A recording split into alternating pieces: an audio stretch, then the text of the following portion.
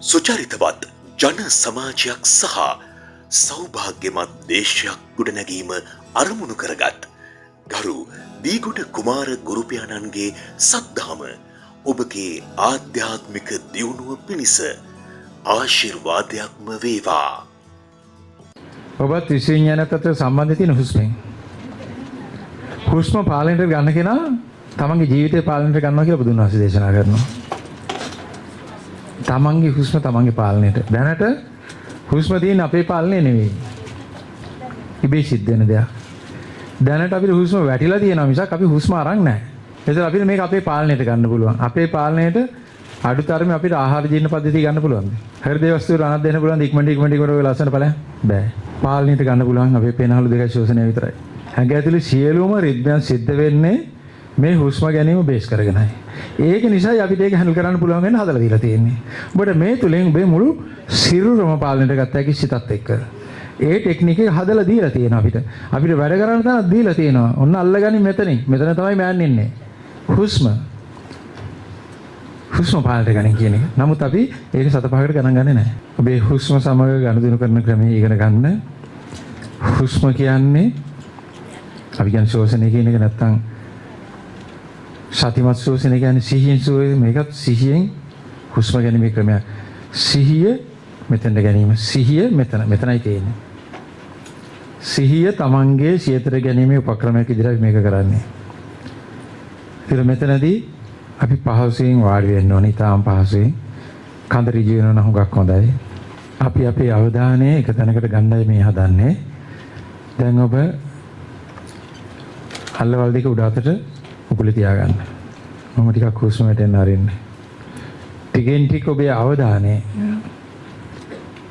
හුස්ම ගැනීම තුළට එන්න, සිදුවීම තුළට මිසක් නහයටවත් බඩටවත් කොහෙටවත් නෙමෙයි, සිදුවීම විතරයි. හුස්ම කියන්නේ විඥාන පැවැත්මමයි. හුස්ම නැතිවෙච්ච ගමන් ඉවරයි.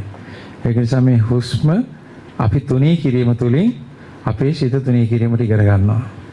මේ භාවනා ක්‍රමයේ දැන් අපි තවදුරටත් යනවා. දැන් මෙතෙක් ඉබේ ශෝෂණය සිද්ධ වෙන්න දීලා තියෙනවා. තාමත් එහෙමයි. අපි දැන් හිමින් සීරුවේ එයාව පාලනයට ගන්නවා. එයාට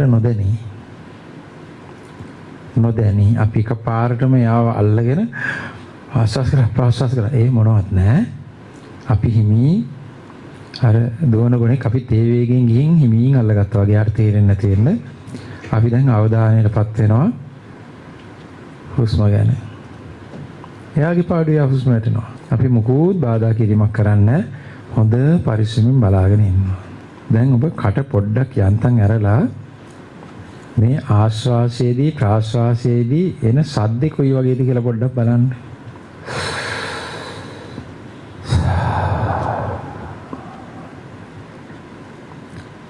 බලෙන් හුස්ම ගන්න නැතුව දැන් මම ඔබට පේන්න ඒක කරේ. ඒ හුස්ම ඔබට සාමාන්‍ය ඉදිරියට වැටෙනවා. ඒක හඬ කොයි වගේද කියලා පොඩ්ඩක් බලන්න හදවතට දැනේ.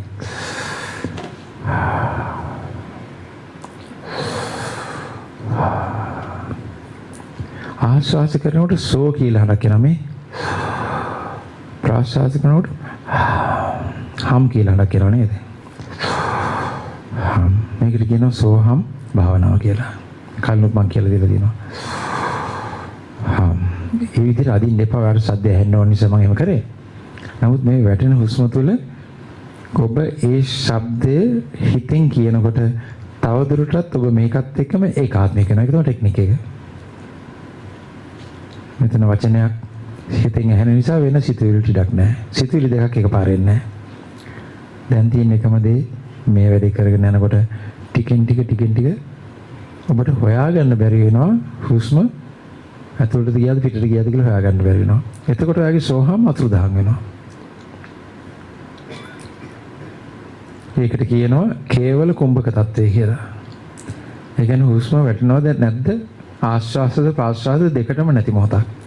ඔබට හොයාගන්න බැරි තරමට ඒක තුනී වෙලා ඔබට අන්තිම සෝහමුත් අමතක වෙලා යනවා. ඒ කියන්න බෑ. දැන් පේන්නේ හුස්ම වැටෙනවද නැද්දත් නැහැ.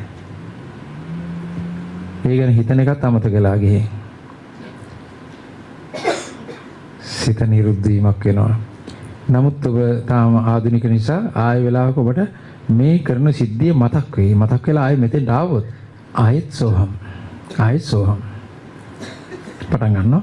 ආයෙත් ඔබ නැතිලා යනවා. හොඳට හුරු වුණාම එකපාරින්ම වැඩේ කරගන්න පුළුවන් වෙනවා. කටින් සද්ද කරන්නේ හිතින් විතරයි.